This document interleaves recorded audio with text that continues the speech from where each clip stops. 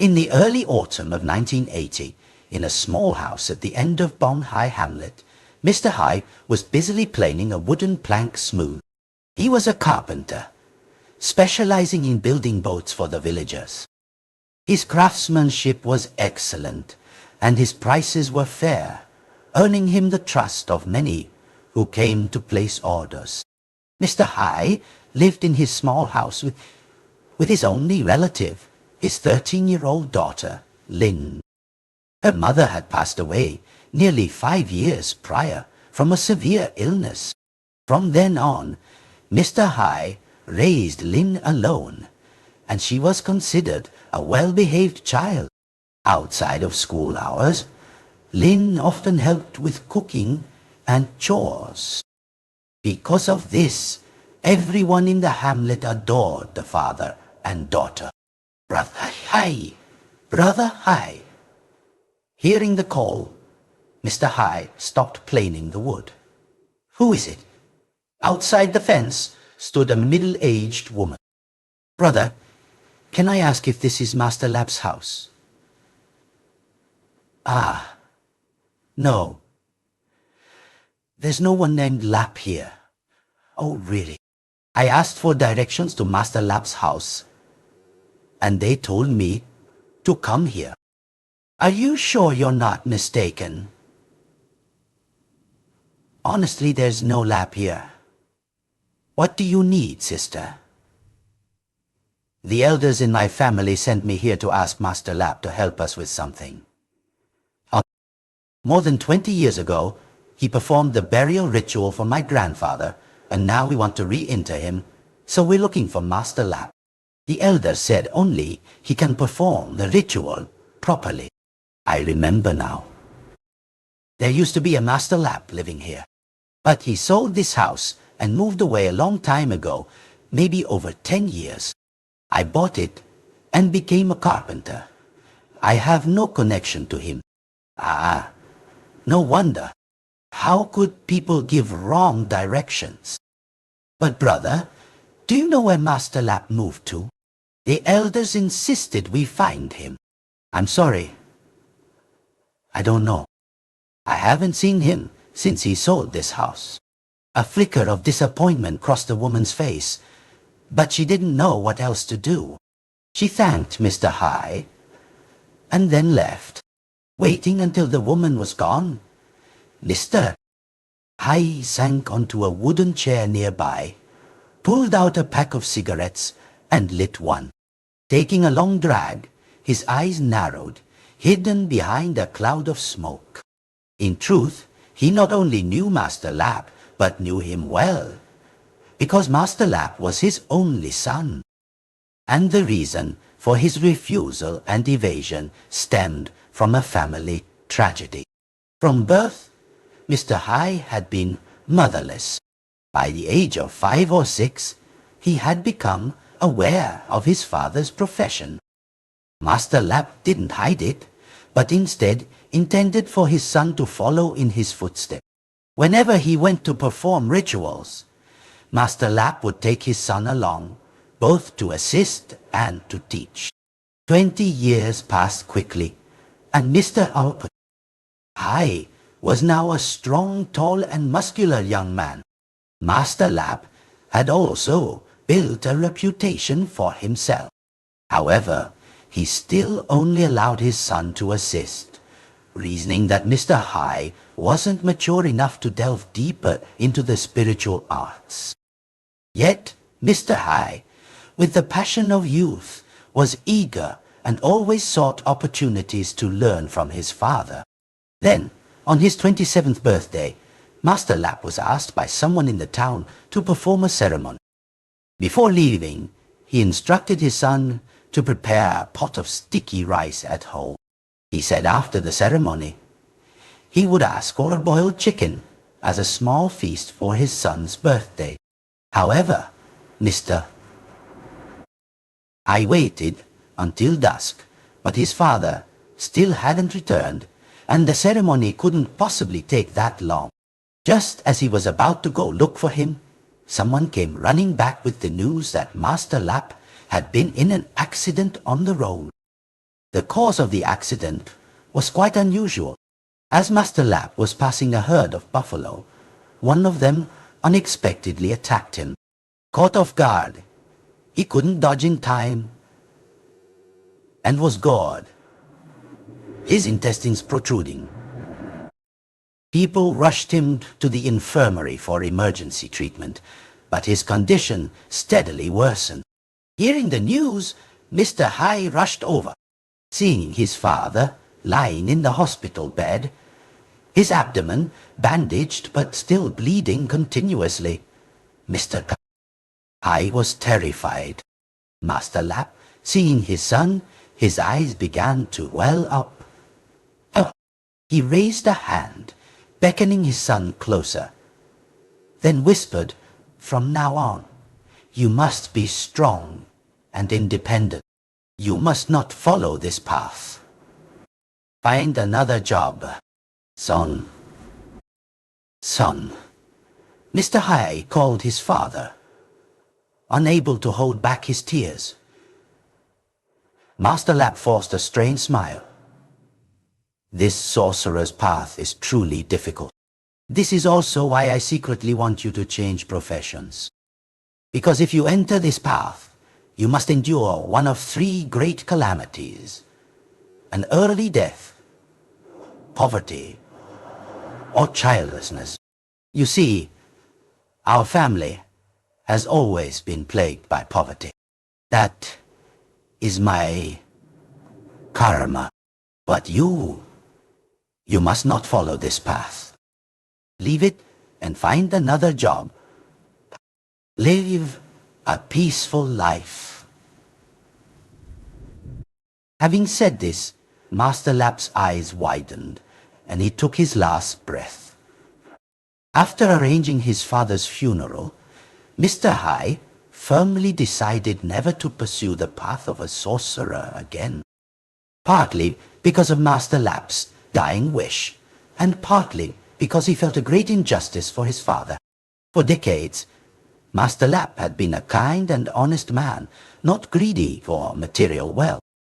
He had even spent all his money to help relatives affected by natural disasters, leaving him penniless. When performing rituals, if a family was poor and couldn't afford it, he wouldn't take payment. At most, he would accept a bunch of bananas or some sticky rice for his son, Mr. Chillify. I believe that if a good man like his father met such a tragic end after a lifetime of good deeds, what was the point of accumulating merits and helping others? So he left his hometown and wandered, learning the carpentry trade. When he became skilled, he returned, opened his own workshop, and lived by this profession until he was old. Now, Mr. High was about to bring the cigarette to his lips for a puff, when a figure stepped into the house, accompanied by a soft complaint. "Dad, you're smoking again. Stop it."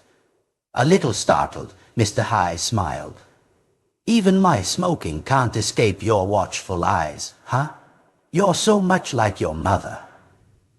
"Lynn brought down a basket of sweet potatoes and cassava." "Want some sweet potatoes, Dad? And you shouldn't smoke. People say it's bad for your health." "Bad where? I don't see anyone in this village dying from smoking. They only die from craving it. That's what happens." He picked up a sweet potato from the basket and stood up, walking towards his workbench. Lynn, as if remembering something, said, "Oh, Dad, this week, can you give me money for the market?" "Money for the market? Where's the money I gave you before? You should budget carefully. We have plenty of vegetables in the garden. And I often go fishing in the afternoon, so we have fish for dinner. We only buy meat occasionally, and we just had it the other day. Save the money for your school fees." "Dad, didn't you forget? This weekend is Mom's death anniversary." "Oh my goodness, I completely forgot. Old age is making my mind foggy. Thank you for reminding me, dear. Here, take this money to buy cakes and some offerings for your mom. Yes, Dad? Oh, and please buy some paper money and gold ingots to burn for her too. All right. I know. I'll get it for you. Well, well. What are the two of you doing out here? Just as they were chatting, a voice echoed from the street. It was Saul Lan, a neighbor whom Mr. High didn't particularly like. Saul Lan made a living by collecting scrap metal, especially bomb fragments left after the war. He even once salvaged a huge bomb, dismantled it, and sold the metal. But the main reason Mr. High disliked him was his eccentric, or rather, perverted nature. Saulan used to have a wife and children, but he was often caught by neighbors peeping at women bathing. At first, he vehemently denied it. But as more people complained, it became clear they weren't falsely accusing an innocent man. Unable to endure the pressure and gossip, Saulan's wife took their child and left for her parents' home. Living alone only worsened Saulan's perverted tendencies. Women in the village would turn away in disgust whenever they saw him. Little Linh herself had been teased by Saulan on several occasions. Now, Mr. I noticed Saulan's gaze fixed on his daughter. Go inside, Linh. The girl seemed to understand and quickly obeyed her father. Saulan then approached. Well, aren't you free today? I'm craving some liquor.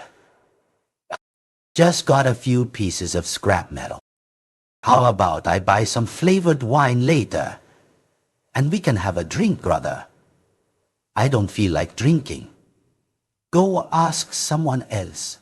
Oh, come on. This flavored wine is delicious.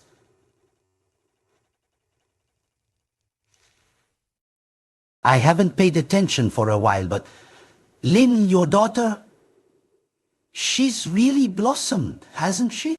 Got some flesh on her bones, growing up nicely. Probably ready for marriage soon. Watch your words.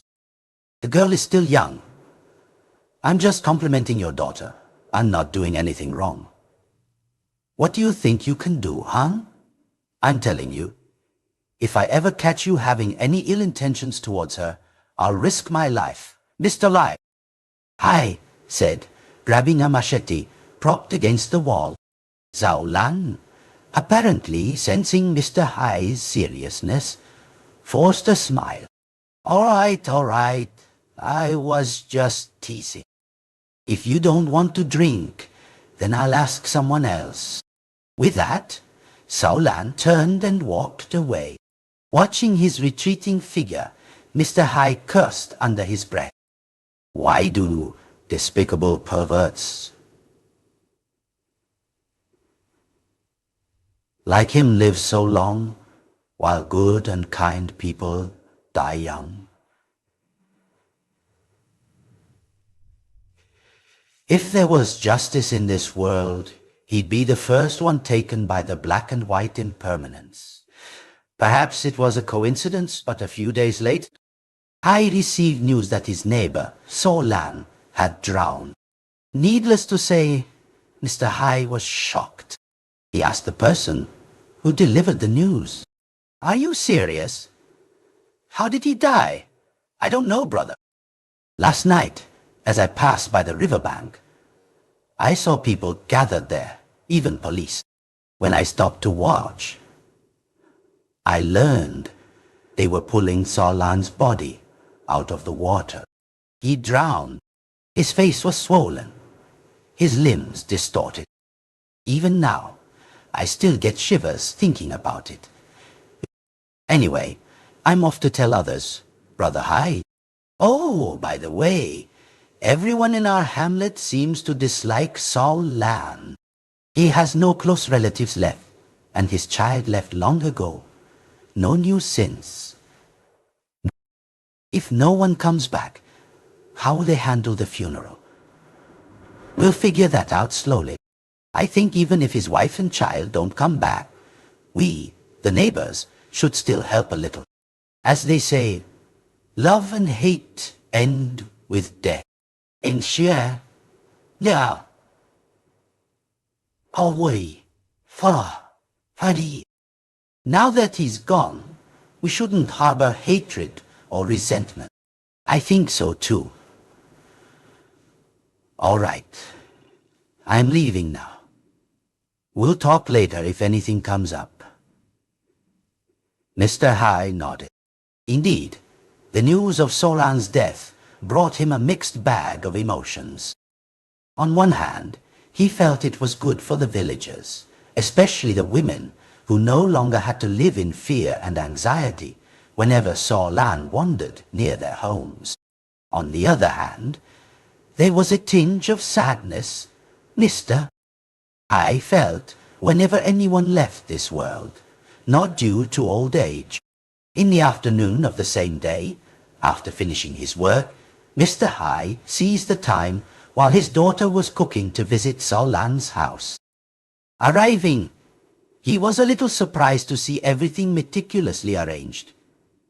A few funeral flags in front of the altar, a ceremonial table, banners, and various offerings. Outside the gate, Mr. High saw a few familiar faces, so he didn't go in immediately, but sat down to chat. One of them was Mr. High, who lived right next to Solan's house. Hello, Mr. High. Mr. Luck. Did you hear about Sao? Yes, I heard this morning, but I just managed to come over. Do you know who's organizing the funeral? Who else but his relative? They heard the news and rushed back. And his wife's family, too. That Solan was so awful that his wife and child left him. But at least he's lucky that they came back after his death. His wife still has some compassion. Mr. High nodded, then asked, Mr. I have a question. Solan made a living collecting scrap metal and bomb fragments from the river. He was a great swimmer and could hold his breath for a long time. So, how did he drown? Or... No. People say live by the sword, die by the sword. Ye? I suspect So's death is related to something spiritual. Spiritual? You're joking, aren't you? I'm not joking. 2 days ago, that evening, I was fishing and had some good wine. So I invited some neighbors to join me.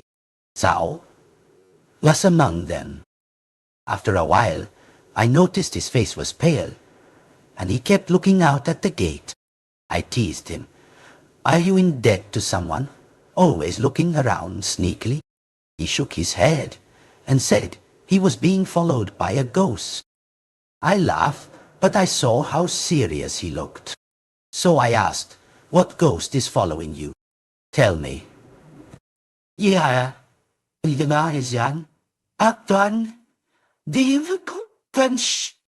Sao poured a full glass of wine, gulped it down, and said that 2 days ago, while he was diving for scrap metal in the river upstream from our hamlet, he was having a bad day. Couldn't find anything for an hour. Just as he was about to give up and come ashore, he accidentally found a round object, neither heavy nor light. He thought it was some bomb fragments or an old soldier's helmet. He was thrilled. Well, and he announced on what I'm stressed. But his smile didn't last long. When he surfaced, he realized what he was holding was a human skull. He was shocked, but it was strange, because this area was a battlefield during the war, with countless deaths, so finding human remains wasn't uncommon, and reporting it to the authorities would be troublesome. So he just tossed the skull back into the water. That night, he had a dream. A tall, thin woman in a white dress stood at the foot of his bed. At first he thought it was his wife, but it wasn't. The woman's face was terrifying. She stared at him intently. When he woke up, he felt exhausted, his limbs weak. He just thought it was a normal dream, but it wasn't. The whole next day, he felt like someone was walking behind him, but every time he turned around, no one was there.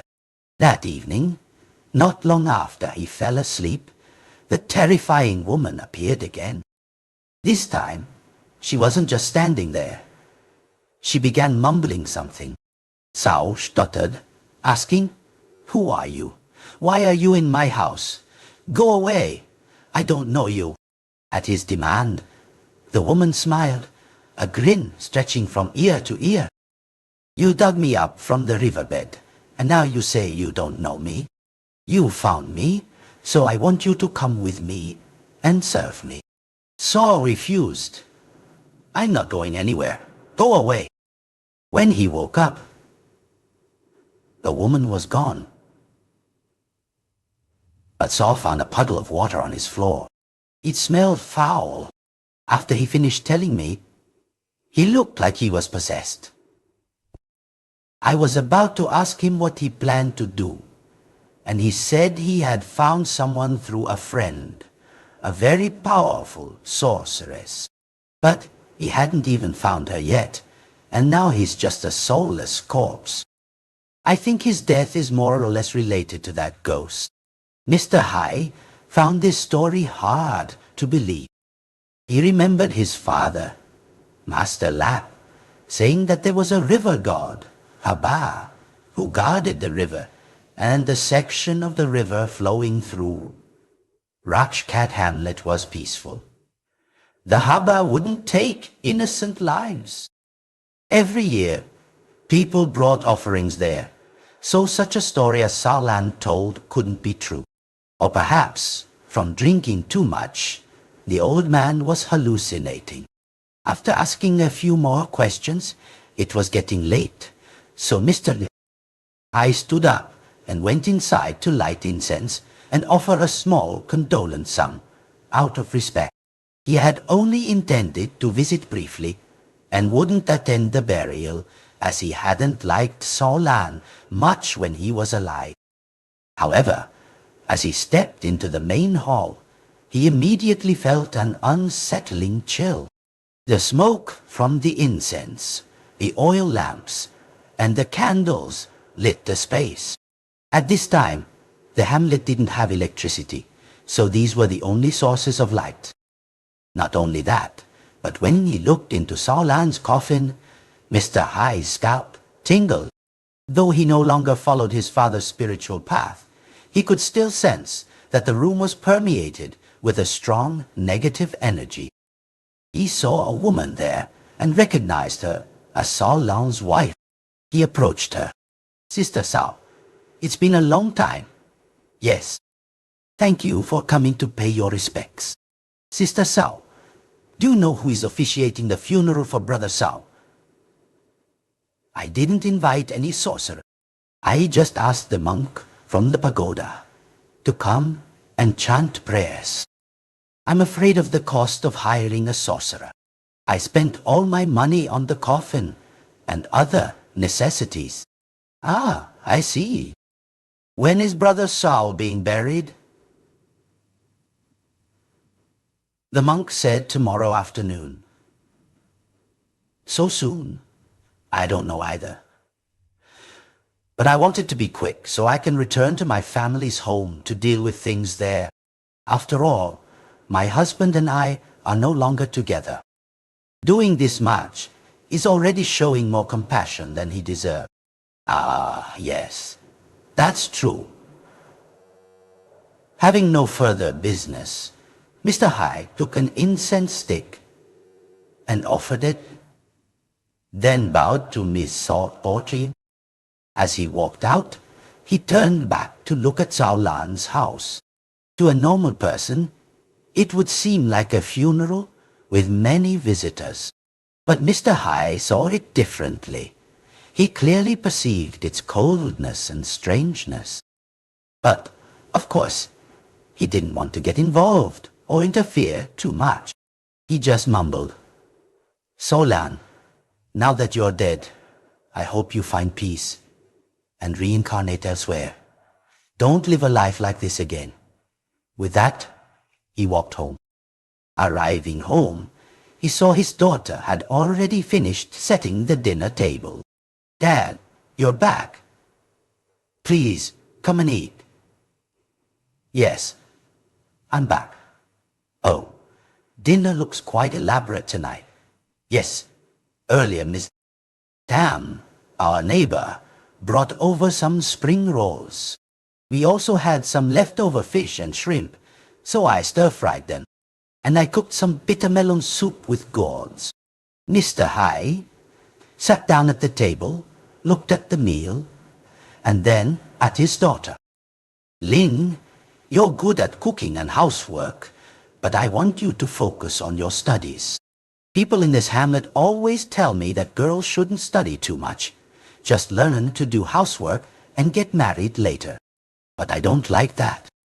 I want you to be well educated, to know how to read, write, and calculate. This isn't the old days anymore." Uncle Ho said, "Learn, learn, learn more, regardless of age, young or old, male or female. If you have the opportunity, you must learn." "Yes, Dad, I know. Don't worry, I always study hard in class. I will definitely study well and help our family change our lives later." At his daughter's words, Mr. Hai smiled. He looked up at the altar, where a framed photo of his wife stood. "Did you hear that, dear? Your daughter is so filial. I will try my best to provide for her so she can study well. It's getting late. Go eat and then study." "Yes, Dad."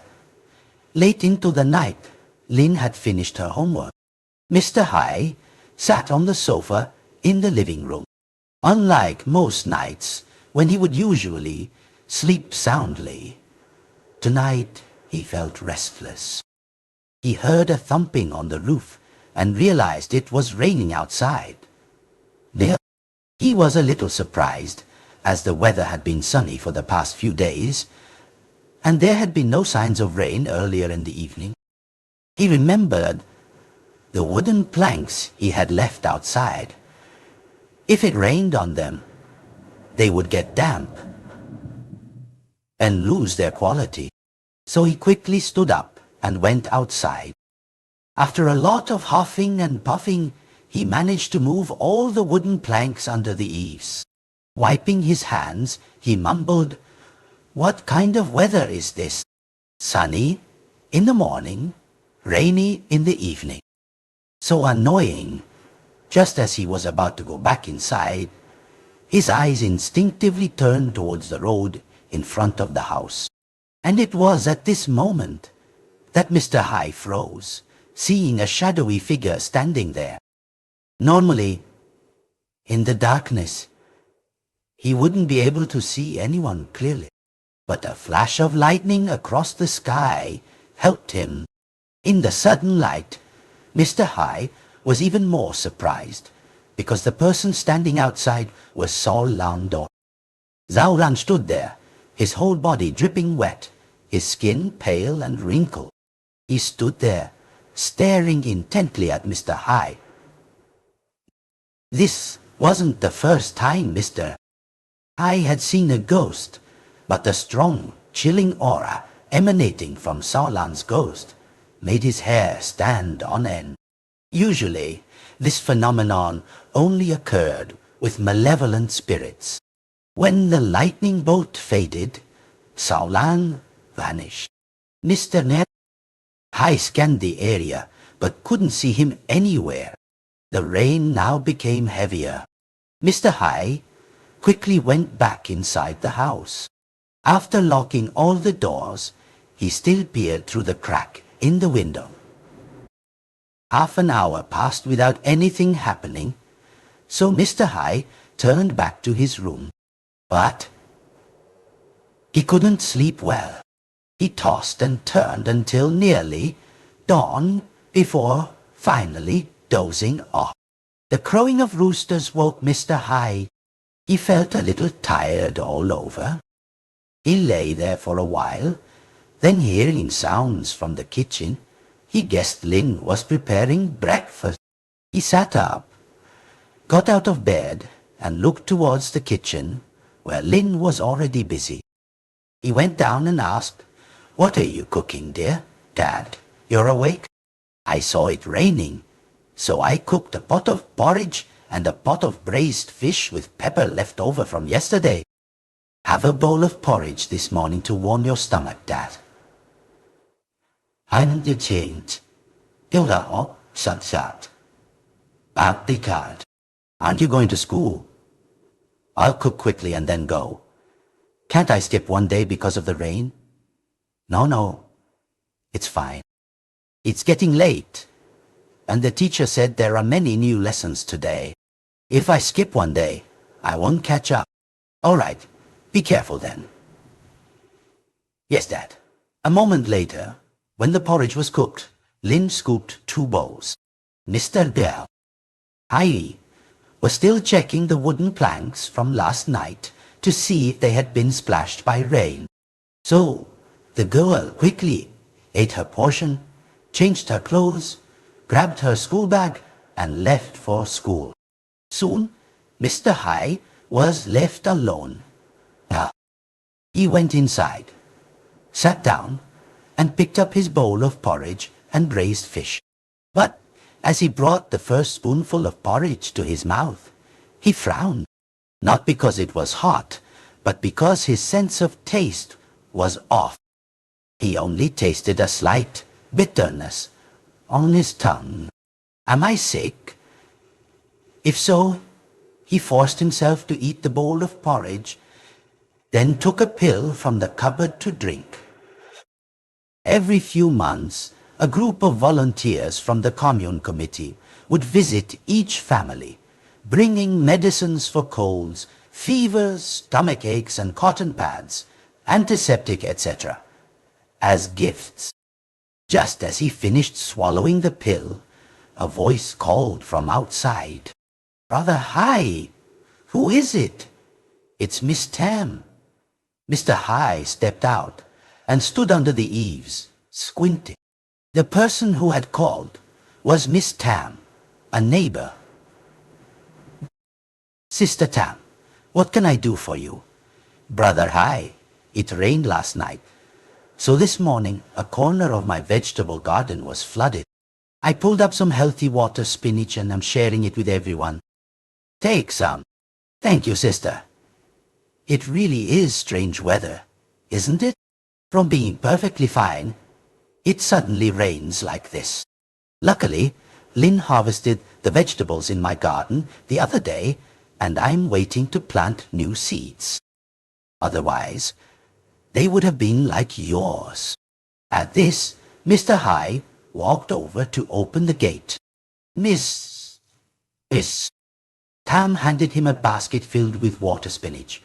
But then, remembering something, she added, "Brother High, have you heard the news yet?" "What news?" "About Solland's funeral." Mentioning that name made Mr. High flinch slightly. "What is it, sister?" "Did you go to his funeral wake yet?" "I went yesterday afternoon, around 5 p.m. "Oh, so you left early. If you had stayed for another hour or two, something would have happened." "What happened?" "Yesterday, I was busy with chores, so I only went over after finishing dinner. I didn't think much of it, as I didn't particularly like Solland when he was alive. But now that he's dead, I couldn't just ignore it. When I arrived and stepped through the gate, I saw about a dozen people gathered, pointing and talking about something. Miss Saul, his wife, was standing with them, looking terrified. Inside the morning hall, there was no one. It was strange. So I went over. Everyone, what's going on? Mr. Bay, from the head of the hamlet, turned to me and said, Saul's ghost has returned. I was so surprised, I even thought they were joking. But seeing their fearful eyes, I asked, What are you talking about? Why are you scared? Then Mr. Bay told me it was getting dark. So people who had helped with the funeral since the afternoon gathered to eat dinner with Miss Sow.D. As everyone was preparing for the meal, which consisted mostly of simple vegetarian dishes, suddenly Nia, a cousin who came with Miss Zhao from her parents' home to help with the funeral, angrily threw his bowl of water and cursed. What kind of food is this? All vegetables and tofu. Are you trying to send me to a pagoda? Where's the meat and fish? Bring it out. At first Miss Bai Sao thought her cousin was joking, but no. Ningya glared around, then gritted his teeth. I'm telling you, this is my funeral. Get out and bring me the money people offered as condolences. And all the black mourning clothes, take them off. Everyone then realized that Ningya's body was convulsing violently. Miss Sao then spoke up. Nia, stop talking nonsense. Don't joke like this. Who said I'm joking? I haven't even told you yet. For all these years you took my child back to your parents' home, not letting him see me. Do you know how much I hate you? Do you think coming here to arrange my funeral is enough? Just wait and see what happens to you and your child. The voice Nia spoke with at that moment was hoarse and chilling, exactly like Solan's voice. Everyone was terrified. Miss So, in particular, was speechless, her mouth agape. Nia stared intently at his sister. He said, It's over, huh? This is just the beginning. Don't worry. Everyone will have their turn. After saying that, Ningya threw his head back and laughed loudly, his whole body convulsing. In a flash, he collapsed onto the ground, unconscious. So, without anyone needing to say anything, they rushed to carry him inside. Miss Tam finished her story, looking around nervously. Mr. Hai frowned deeply. Are you really telling the truth, Sister Tam? Just hearing you tell it makes my hair stand on end. So what happened after that? I stayed, but it seemed no one dared to go in. Even Miss Sao daughter. I heard they called a monk from the pagoda to chant prayers. I don't know what happened after that, as I didn't stay. But I'm just worried that he died like that and will become a vengeful spirit. Mr. Hai forced a smile. Then you should ask a sorcerer, sister. I wouldn't know anything about that. Brother Hai, you and I have known each other for a long time. Since your father's time, that's no short time. That's the past. My father has passed away. And only in his day, and I don't follow his profession, so I don't know anything. Miss Tam sighed. If only Master Lap was still alive. Oh, well, take these vegetables, boil them, and you won't have to go to the market. I need to go home and prepare dinner for my family and the children. Yes, farewell, sister. But when Miss Tam had left, Mr. Hai's expression was troubled, especially when he remembered the strange encounter he had had last night. It was very likely that what he saw was Sao Lan's ghost. After a moment of thought, he put a bundle of vegetables in the kitchen, then slowly walked towards Sao Lan's house. Arriving, he was a little surprised to find the yard completely empty. The tables and chairs that had been on the porch, along with the funeral flags from yesterday afternoon, were all gone. Even the main door of the house was locked with a large padlock. Filled with questions, he turned to a nearby neighbor's house and asked, "Mr. High, it's Mr. Luke." "Oh, Mr. Hay, are you here for a visit?" "No, I was just passing by. I suddenly don't see Saulan's funeral anymore. Oh, don't even mention him. I'm terrified. Did you hear what happened at his funeral?" "Truthfully, I heard Miss Tam mention it, so I came over to see. That's not even the half of it." "What Miss Tam said happened was just the beginning. More things happened later." "What happened, brother?" "Come inside. It's not convenient to talk out here. Come in, come in." Mr. I nodded, and both men entered the living room, where the neighbor began to recount. After Miss Tam left about half an hour later, 2 monks from the pagoda were invited. These 2 monks entered, took out small bells, and chanted quietly while ringing them. For a while, other than the sound of the monks chanting, nothing else happened. But just as everyone thought it was over, suddenly one of the monks stopped. He looked at his fellow monk and smiled a strange, eerie smile. The other monk also stopped, but before he could say anything, the possessed monk snatched the bell and struck him hard on the head. The blow was so forceful that blood splattered. "Who told you to hit my coffin with these scriptures? Get out! Get out!" The elderly monk clutched his bleeding head and quickly got up and fled, leaving the possessed monk sitting calmly inside. The situation became increasingly chaotic, and only when they invited the abbot, the master of those 2 monks, to perform the ceremony, did Saulan's spirit finally relent and leave. The abbot looked around and said, "The situation is very unstable. Tonight, no one should stay here. Everyone go home. Huh? And Saulan's family should temporarily leave their house until tomorrow morning, when it's bright enough to take the coffin for burial." So everyone started to follow the abbot's instruction, and the people worried about the safety of the injured monk. When dawn broke, Miss Sao and some curious people rushed over. The monk was fine, only his face was paler than usual. He also officiated the burial ceremony.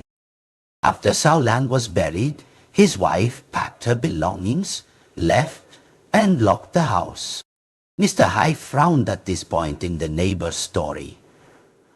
"Why is the problem so serious?" "Well, I asked the monk if it was safe now. He didn't answer. He just told us to be careful when going out at night, and to frequently chant Buddhist scriptures. And if he didn't tell us, it would be one thing. But the more he warned us, the more confused and scared we became." "Rather high. Why don't you go over there and see if you can do something?" Unlike Miss Tam earlier, Mr. Hai immediately understood the neighbor's intention, and of course he shook his head in refusal. "Mr. I'm only here out of curiosity. I can't do anything." "Mr. Hai, you and I both know that your father was a skilled sorcerer. He wouldn't even listen to me. But I think a son is not far from his father. You must know a few tricks." "No, I don't. Since my old man passed away, I haven't studied the spiritual arts. Before, I only assisted him. Now that he's gone, no one can teach me." Mr. Hai, the neighbor, then sighed. "Namo Amitabha, Buddha ... I hope this matter passes peacefully." If Saul's vengeful spirit cannot find peace and continues to cause trouble here, it will be very dangerous. After a little while longer, Mr. High asked to leave. As he passed Solan's house, he instinctively glanced inside. Even though it was daytime, he could feel a very strong surge of negative energy. He was almost home when Linh, his daughter, who was returning from school, saw her father struggling with the wooden planks and ran over. "Dad! Dad! You're back from school. Did you get caught in the rain this morning?" "No. Dad, I have some news I want to tell you." "What news?" "My math teacher is opening an extra evening class. All my friends are joining and paying tuition. But for me, because I'm one of the best students in class, and I'm a girl, the teacher said if I join, he'll waive the tuition." "You're so lucky." "Go ahead and study hard, dear. As for the teacher, I'll find some good wood and make him a desk and chair for teaching as a token of my gratitude." "Yes, Dad. I'll go cook dinner now. When do I start the class?" "Tomorrow, dear." Mr. High nodded and continued with his work. Another day passed. It was now about 7 p.m. The two of them had finished dinner. Linh was in the kitchen washing dishes. Mr. High adjusted the wick of the oil lamp. Unlike yesterday, it wasn't raining tonight, but the atmosphere felt somewhat cold and gloomy. He was calculating some orders he needed to deliver to customers when he heard dogs barking fiercely outside. These were mostly the neighbors' dogs. At first, he thought some young people were teasing the dogs, but the barking quickly turned into continuous howling. Finding this strange, Mr. High stood up and went outside. Before he could even see the dogs, his eyes met a familiar shadowy figure. It was a very familiar shadow, and this familiarity struck him with terror, for it was Solan. Just like before, a stream of cold sweat ran down his spine. Solan's shadow only existed for a few seconds before abruptly vanishing. The dog's howling gradually subsided. Mr. High quickly pulled the door shut and bolted it, his eyes still peering through the crack to see if Solan's ghost would return. Meanwhile, in the kitchen, Linh, seeing her father standing by the door, asked innocently, Dad, what are you doing there?" "It's still early." "Open the door to let some air in." "Mr. Earl, summon air." I turned around, put a finger to his lips, signaling his daughter to be quiet. After about 10 minutes, when he was certain Solan's ghost had completely disappeared, Mr. High finally returned to the living room. He slumped onto a chair and mumbled, "This isn't good at all." "What's not good, Dad?" "Tomorrow, for now, you won't be going to the extra class." "Oh, why not, Dad?" "Why can't I go to class? The teacher even waived the tuition, so it's free. This has nothing to do with money." "Then why, Dad?" "I'm telling you, you shouldn't know too much about this now. Just know that you'll stay home tomorrow until it's safe to go out." "What's safe, Dad?" "The more you talk, the more confused I get." All right. Sit down here, and Dad will tell you everything." And so Mr. High recounted the story of Solan's ghost. Linh began to look increasingly worried. After Mr. High finished, Linh stammered, "That's so scary. I don't dare to go to school. I told you, but you wouldn't listen." But Dad, if it's like this, what should we do?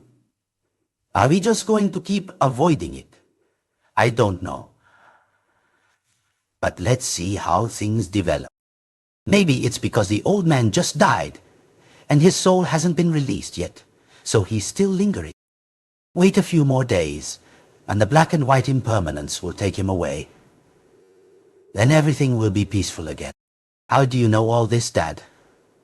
I've never heard you talk about it before. It's nothing, dear. Go back to your room and sleep. You still have school tomorrow. Can I go to school? Or should I just stay home? What's this, little girl? Stay home. During the day, evil spirits can't run rampant. Or you just being lazy. No, I am not. I'm just scared. It's all right. Go rest. After his daughter returned to her room, Mr. High's gaze fell on the wooden altar in the center of the house. But then, quickly, he shifted his attention to another corner. That whole night, Mr. High tossed and turned, getting up to check the doors multiple times. The sky wasn't raining, but the wind blew in gusts, creating whispering sounds through the cracks in the doors, as if someone was talking softly. Near dawn, Mr. I finally dozed off, but not for long. He was woken by a knocking at the door, accompanied by Lin's voice. Dad, what are you doing?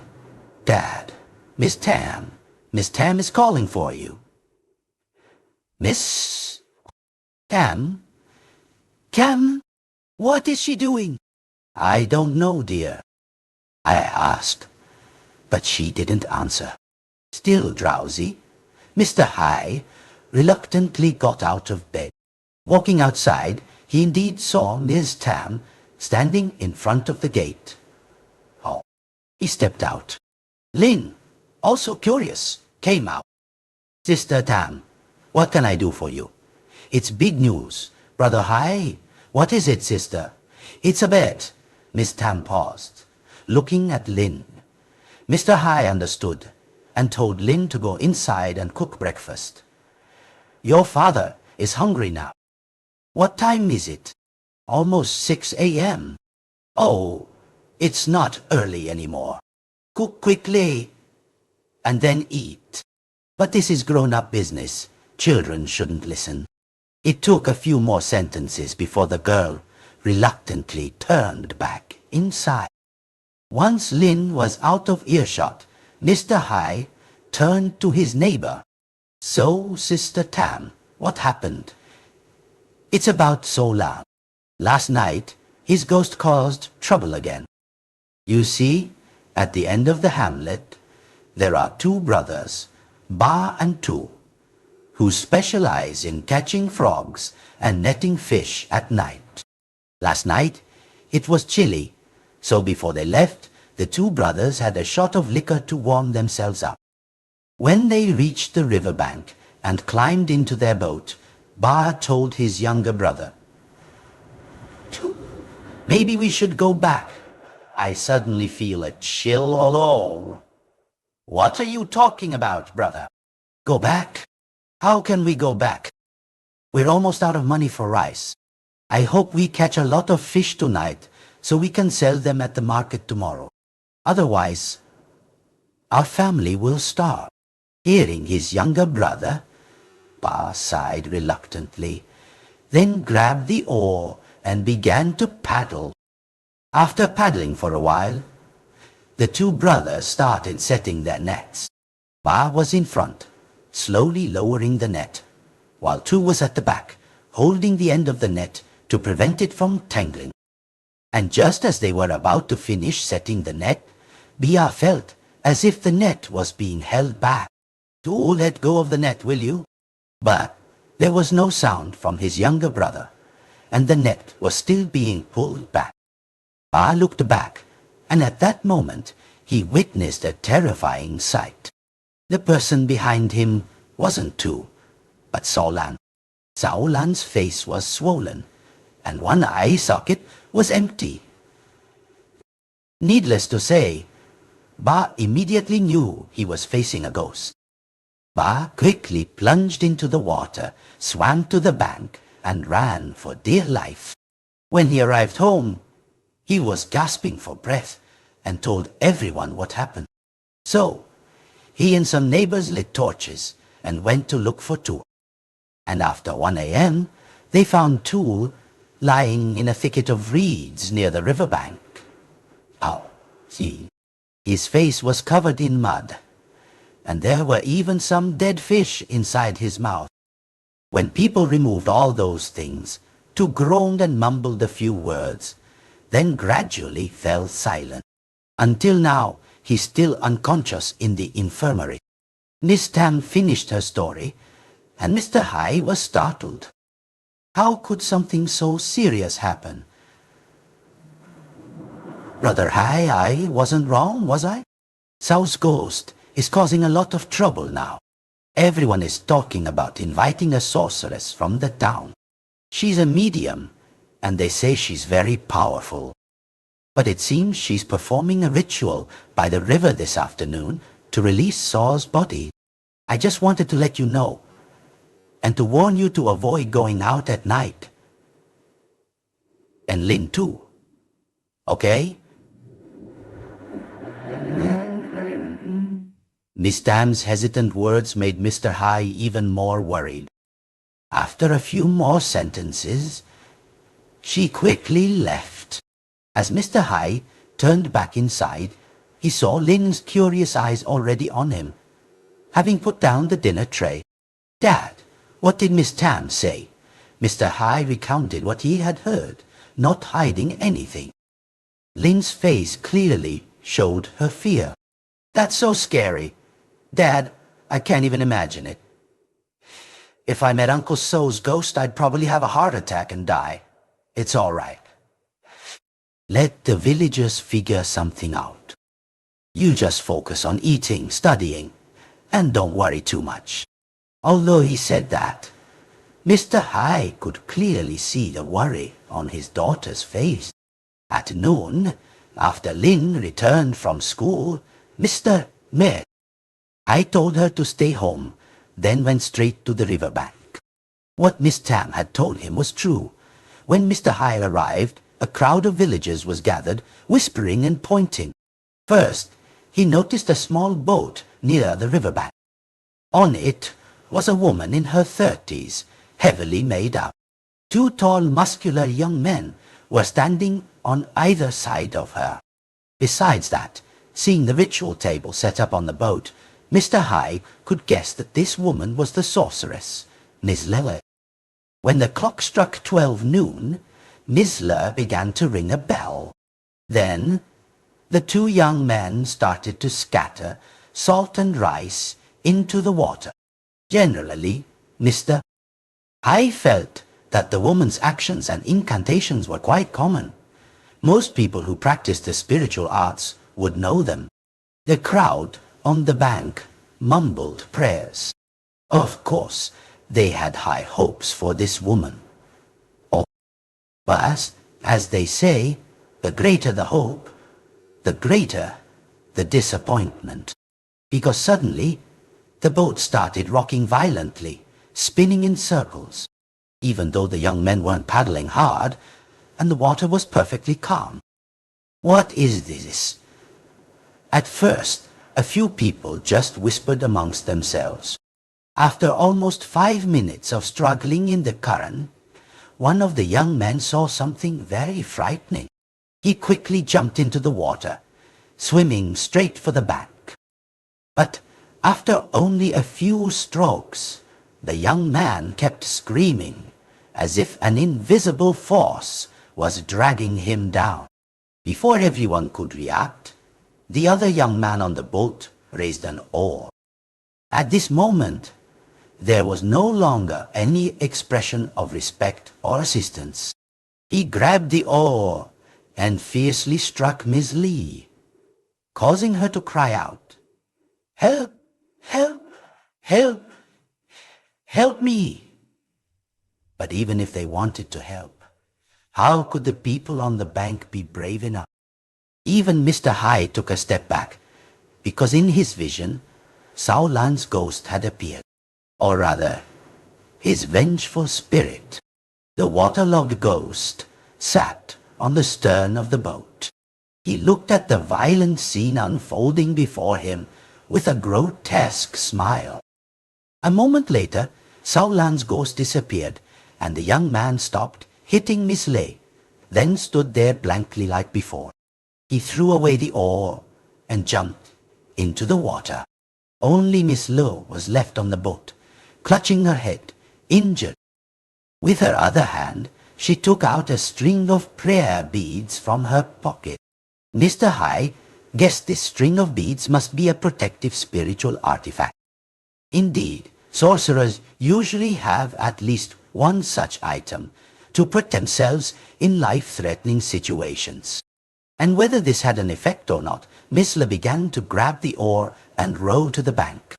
When the boat reached shore, Miss Le stepped onto the ground. "Oh dear," said, "oh God, sing antiats." The crowd rushed over. "Miss Le, where did those two young men go? Are they possessed? Possessed? I'm telling you all, Uncle Sao has now become a demon, a river god, Haba, in this section of the river. I'm not strong enough to fight him. You all saw that. I almost lost my life. What about those two young men? They are more dead than alive. Call the police." A moment later, the police arrived to document the incident. They divided into a group to take Ms. Le to the emergency room and take her statement. The other group mobilized to search for the two young men. The crowd was asked to disperse to avoid spreading false rumors. Mr. High also didn't stay. He turned and went home. On the way home, he turned off towards Sao Lan's house. Arriving, the house was still locked. But what caught his attention was that the surrounding houses were in a similar state. Mr. A. I guessed that these families feared Sao Lan's ghost, so they had temporarily fled elsewhere. Returning home, he saw his daughter sitting by the dinner table, waiting. "Did you finish cooking, dear? Why didn't you eat first and rest? What are you waiting for me for?" "I'm not very hungry, Dad. Where did you go? You're just getting back now." "I went to meet some clients who ordered cupboards, and I had to deliver them in person." "Yes, so they ate dinner." Throughout the meal, Mr. High acted normal, as if nothing had happened. After eating, Lin took the dinner tray to wash. Mr. High's face now clearly showed his anxiety. He knew that if the situation continued, Sao Lan's ghost would grow even stronger. Today, the fate of those two young men was grim, more dead than alive. And if both were indeed taken by him, then his power would multiply. And with the resentment he harbored since he was alive, it was easy to guess that the people in Ratchcat Hamlet would have difficulty living in peace. Instinctively, he looked back at the wooden altar. At that moment, a loud rumble echoed from outside, startling him. That day, Mr. High was deep in thought. As dusk fell, a light drizzle began outside, bringing a chilling atmosphere. From earlier until now, Mr. High hadn't seen anyone passing by on the deserted road in front of the house. Moreover, all the surrounding houses were locked up. Lin, carrying the dinner tray, asked curiously, "Dad, this afternoon, when I was hanging clothes, I heard Miss Mill Tam talking to some people. Yeah, I don't know if it's true, but I'm so scared. Miss Tam even said that this afternoon everyone invited a sorcerer, but it didn't solve anything, and 2 more people died. The police just pulled out their bodies, didn't they? Oh, don't you know about this, Dad? So, you hid it from me? It's not that I hid it, but I was afraid you'd hear and get scared. But Dad, are we just going to leave it like this? Isn't there any other way? I don't want to stop going to my extra class. Don't worry. It won't be that bad. Don't say that, Dad. How can I feel at ease? I told you don't need to worry. For now, just stay home and review your lessons. Do you really think it will end like this, Dad? Yes, it will. Come on, eat. It's late. Lin reluctantly nodded. In truth, what Mr. I had just told his daughter wasn't just words to reassure her, but he had almost decided to return to the path of the spiritual arts. After eating, as his daughter took the dinner tray downstairs, he stood up and walked to the altar. He took out 3 incense sticks, lit them, then looked at his father's photo.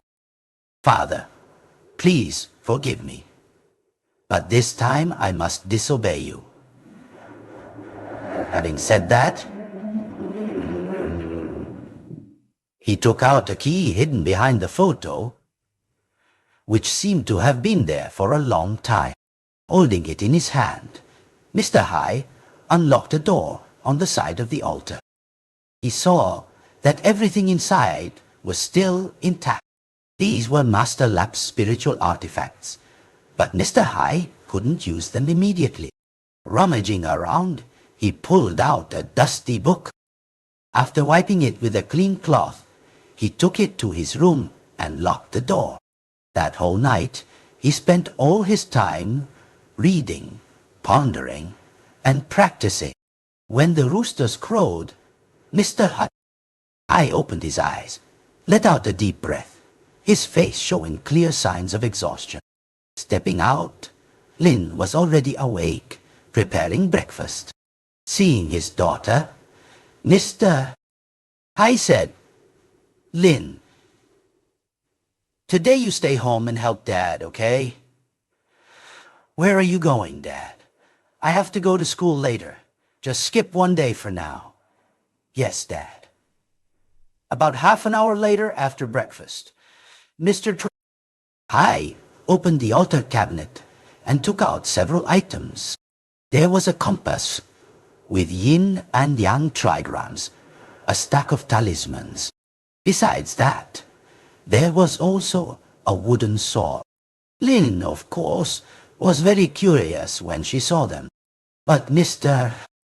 Hai just shook his head. I have urgent business now. I'll tell you all about it when I get back. Stepping out of the house, Mr. Hai saw Mrs. Tan. Her face showed clear worry, and she even seemed agitated. She looked at Mr. Hai and called out, Brother Hai, are you ready? Ready for what, sister? To leave this Ratch Cat hamlet. It's too dangerous here. When things are stable, we'll come back. No need. I'm not going anywhere. On the contrary, I'm going to deal with Sao Lan's ghost now. Brother Hai, don't tell me.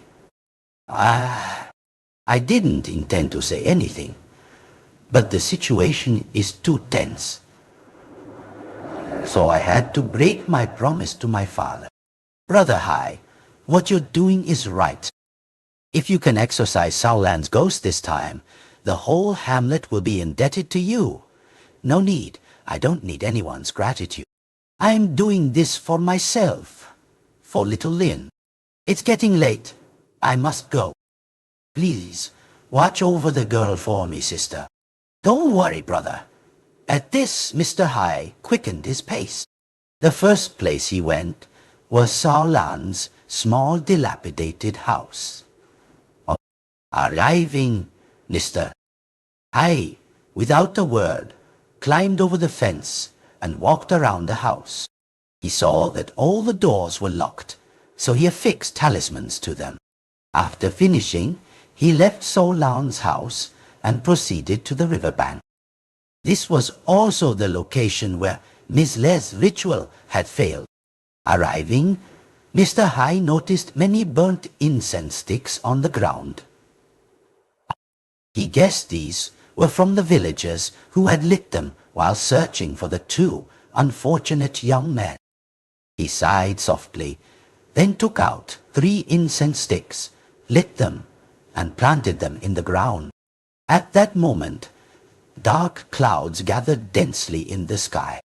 Not only that, but the river water began to churn violently. A few people had already noticed his presence.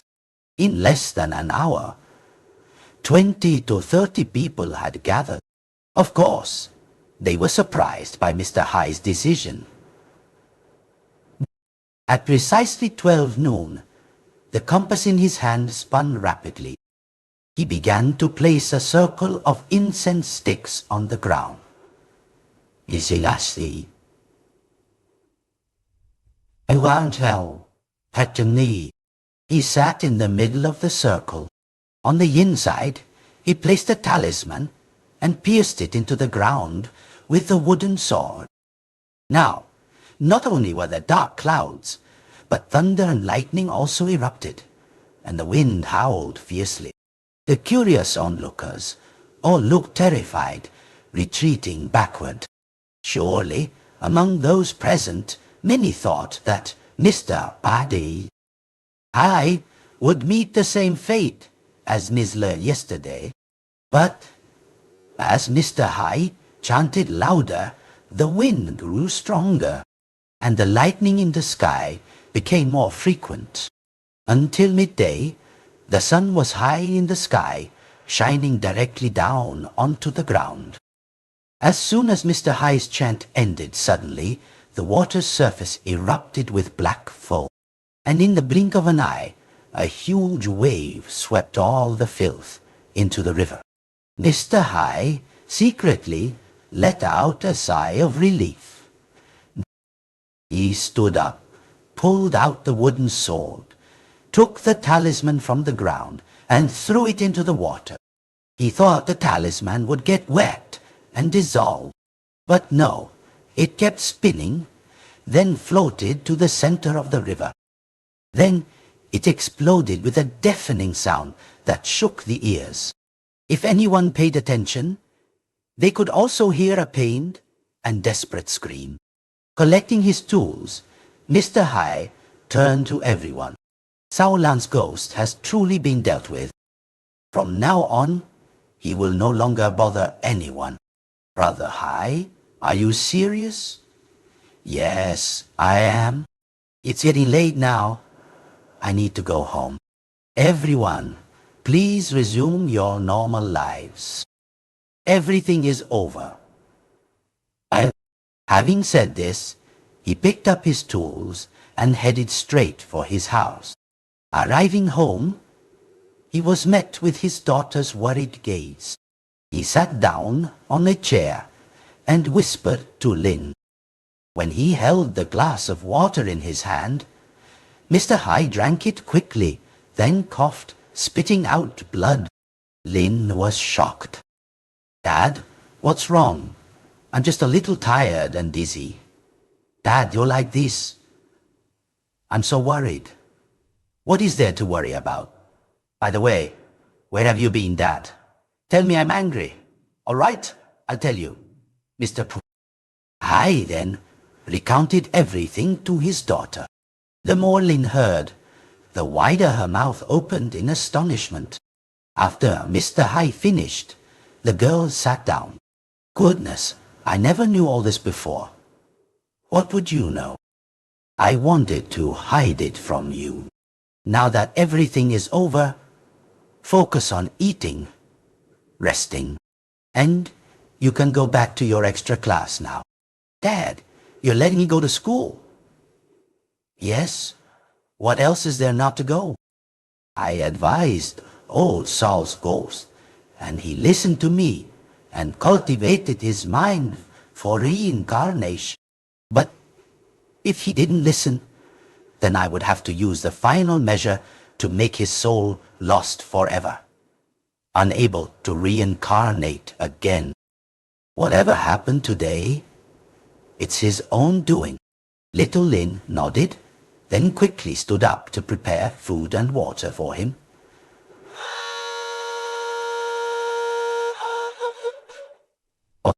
By the end of the day, news that Mr. Pop, I had subdued Saulan's ghost, spread throughout the hamlet, and the atmosphere was no longer gloomy. As for Mr. Ling, he had expended a great deal of energy during the ritual, so after dinner he told his daughter to study. Then went to his room to rest early. He thought he would finally get a good night's sleep to regain his strength. But then, in a daze, I saw his father, Master Lap, appear. He stood in the distance, looking at his son with a sad expression. Waking up, Mr. Hai still clearly remembered his father's gaze. The sky was still not bright. He breathed heavily, then mumbled to himself, "Father must be upset with me for breaking my promise. I'm sorry. I hope you forgive me." With that, he lay back down on the bed. When he felt the warmth on his face, he woke up. This second time, he realized the sun was high in the sky. Feeling somewhat refreshed, he quickly got up, because today he had to go to town to buy a new batch of wood. As he stepped out of his room, he paused slightly when he heard sounds from the kitchen. "Lin, haven't you gone to school yet? Didn't you have a day off?" "Yes, Dad. This morning, I went to the market early to buy some things. I planned to cook a meal and offer incense to Mom." "Why are you offering incense? It's not Mom's death anniversary for a few more days." "It's nothing, Dad. I just want to cook a meal for Mom, because last night I dreamed of her." "You dreamed of Mom?" "Yes, Dad. Mom stroked my hair and whispered that the food I cooked for her anniversary was delicious, so I want to cook for her again." Mr. I smiled. Sigh. "Well, indeed, this wasn't the first time Lin had cooked and offered food on the altar before the actual death anniversary, and he didn't want to forbid it. It was an act of remembrance and gratitude to the deceased. He didn't forget to remind his daughter, "Dad has some business. I won't be back until late tonight. After you finish cooking and offering incense, make sure to lock the house." "Yes, Dad. I know. All right. It's getting late." With that, Mr. Hai quickly washed up and headed to the head of the hamlet. A friend with a motorcycle was waiting to take him to the town. By late afternoon, his work was done, and he took a motorcycle taxi home. As he passed through the gate, he saw his house locked. "Lin, where are you?" There was no answer. He thought she must have gone to her extra class. Luckily, he had his keys. Stepping inside, the feeling of hunger reminded Mr. Dog of the meal his daughter had prepared that morning. So, he looked up at the altar but didn't see any dishes or fruit. He fumbled his way to the kitchen. Arriving, he found nothing in the pot, only a little leftover cold rice. Oh, this girl, did she eat it all after offering it? Of course, he couldn't wait for his daughter to come back and cook again. So, he took out some leftover fish from the fridge, fried it, and ate it with the cold rice. Time passed like this until almost 9 p.m. Mr. High was feeling a little tired. It was getting late, and he was just waiting for his daughter to come home so he could close up and go to sleep. But he waited and waited, and she didn't come. Another hour passed, and he started to feel anxious. Unable to sit still, he went outside, got on his bicycle, and pedaled to the teacher's house. The distance was only a little over a kilometer, so he quickly arrived. But to his surprise, the teacher told him that didn't come to the evening class tonight, and she hadn't notified them of any absence in the morning either. Goodness, how could this be? Mr. High knew his daughter's character well. She never lied. On the way home, Mr. High kept thinking. Arriving, he saw Miss Tam and immediately asked her, "Sister Tam, have you seen Lin, my daughter, today?" "Oh, yes. At noon, I saw her wearing a hat and carrying a basket filled with food, rice, soup, and savory dishes. I asked her where she was going, and she said she was taking food to her mother. I thought she was probably taking it to the altar to offer incense. I didn't ask further, but she left quickly. Did you see her come back?" "No, I didn't, because I was busy with my own chores. So after talking to her then, I left too." "What's wrong?" "I'm so worried. Linh is gone. She's not home, and she didn't go to school either. She lied to me about having a day off this morning." "Oh, that's truly strange." "I know. She's always been well behaved. Wherever she goes, she always asks for permission. Even if she just goes to play at my house, she tells me. That's why I'm worried." Mr. High looked down at his watch. It was almost 10 p.m. He couldn't wait any longer. He started to search for Lin, and not just him, but Miss Tam and several other neighboring families joined in. They carried lamps and torches, searching. As time passed, their worries multiplied. At 1 a.m., Mr. High was exhausted. He slumped by the roadside, mumbling, "Lin, where have you gone?" A few neighbors began to suspect foul play, thinking of child abductions to China. But then, suddenly, a strong gust of wind blew, and Mr. High felt a cold shiver down his spine. Knowing it was something related to the spiritual world, he immediately closed his eyes, muttering a chant. When he opened his eyes, Mr. High was startled. In the gust of wind, a familiar figure appeared. It was his father, Master Lap. But he looked at his son with a sad expression. Instinctively, Mr. High stood up. "Father, father." Before he could say anything more, Master Lap's voice, deep and resonant, echoed. "If you want to find Lin, hurry, hurry, there's no time." Master Lap's ghost went first, and Mr. High quickly followed. The neighbors, of course, couldn't hear the conversation, but seeing Mr. High's urgency, they also ran after him. After almost 20 minutes, everyone reached the riverbank. At this point, on a small patch of land near the water, there was an altar with offerings. But as soon as he saw them, Mr. High was stunned. These were the things his daughter had prepared. But why did Lin say she was offering them to her mother, and yet brought them to the riverbank? Miss Tam pointed. Mr. I went closer, and in the dim light of the torch in his hand, he was horrified to see little Lin lying unconscious in a bamboo thicket. Her whole body was weak, her face pale, and her mouth was stuffed with mud. "My God, my child, Mister!"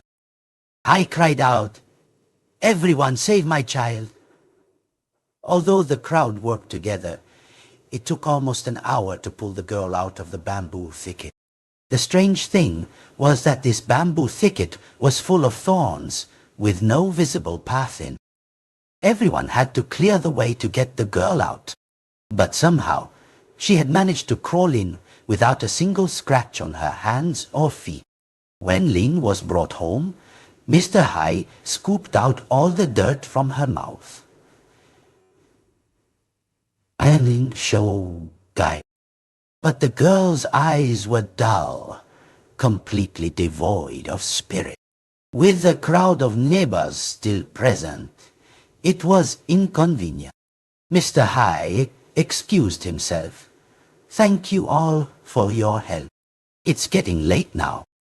Everyone, please go home and rest. At this, the crowd began to disperse, each returning to their own home, waiting until only the two of them were left. Mr. Hai immediately closed all the doors. Then he opened the altar cabinet and took out his tools. He sat Linh on a plastic chair. On the floor, he arranged the Bhagavad trigrams. Then he lit incense and chanted a spell, calling his daughter's soul back. At that moment, a voice echoed in his ear. A voice so familiar that Mr. Hai immediately knew it was his father. He looked back, scanning around, but didn't see Master Lap. Father? I'm here. Father, what's wrong with Linh? The girl has been possessed by a vengeful spirit from the river. A vengeful spirit from the river? Is it Saul, Lan? No, it can't be. I already made his soul lost forever. It's not Saul Lan. And even Saul Lan was just a pawn in this vengeful spirit's plan. What? What are you saying, Father? I don't understand. At this, the light from the oil lamp suddenly flickered and went out. Nesta. I showed no panic because he knew that in the darkness his father could manifest. However, he couldn't have imagined the truth his father was about to reveal. About 30 years ago, this area hadn't been liberated yet. It was still under the control of the old regime. But I, along with others in the village, secretly participated in the revolutionary movement. That day, I received news from people reporting that they had found a woman in the village named Misbah Tam. She used to be a comrade with the same ideals as us, but now she had gone astray, carrying documents and the identities of revolutionaries, intending to turn them over to the enemy. That very night, everyone quickly hunted down the girl. To preserve secrecy, they made an extremely cruel decision. They drowned the girl in this river, making it look like an accidental drowning. At that time, I didn't think much of it. When the girl's body surfaced, I, out of compassion, decided to perform a proper burial ritual so that her spirit could rest in peace. But it was then that I kept seeing the girl appearing in my dreams, her appearance utterly terrifying. I guessed she might be becoming a ghost. I immediately performed an exorcism and subdued Miss Tam, and she then revealed the truth. There was no betrayal. Misbah Tham had fallen in love with someone in our group. They had a secret affair. When Ms. Tham discovered she was pregnant, she wanted a man who had no official standing to give her some money to go elsewhere to give birth. Because in those days, people were very prejudiced against unmarried women who were pregnant. But the man not only refused to help, but also falsely accused her. So, Miss Batham died, filled with bitterness. At this point, I felt immense remorse.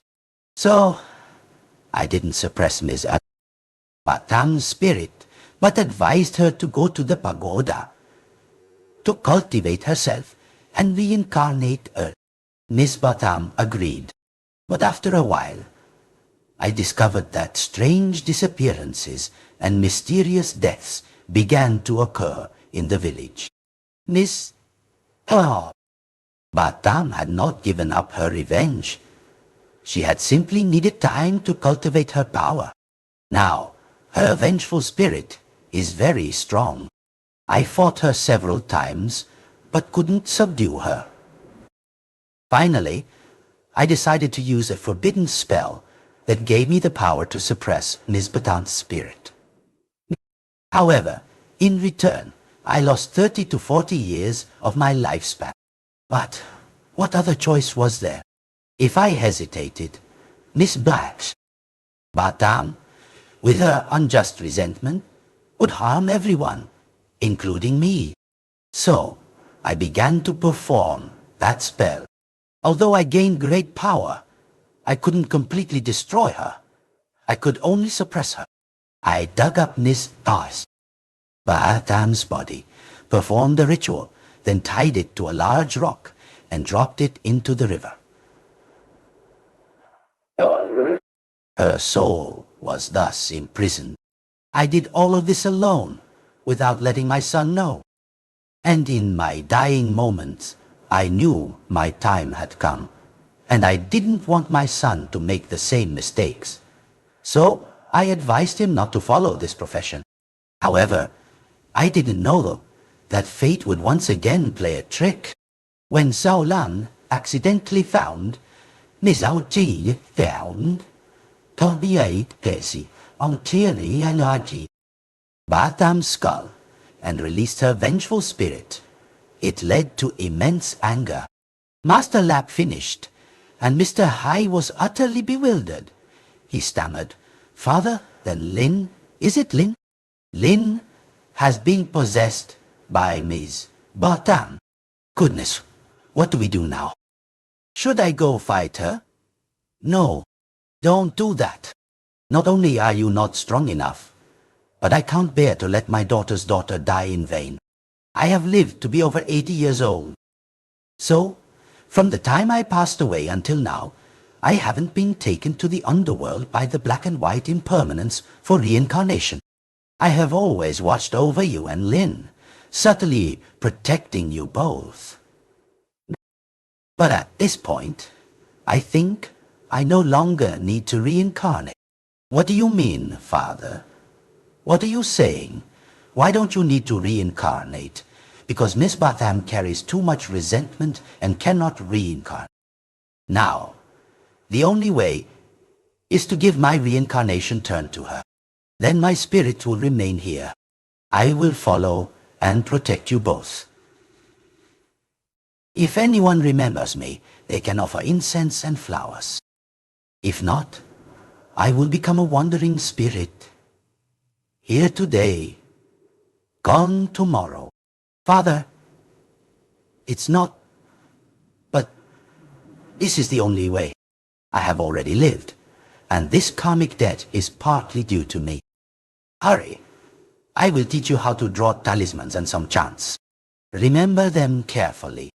Mr. Hai struggled with his thoughts for a long time, but truly he couldn't find any other way.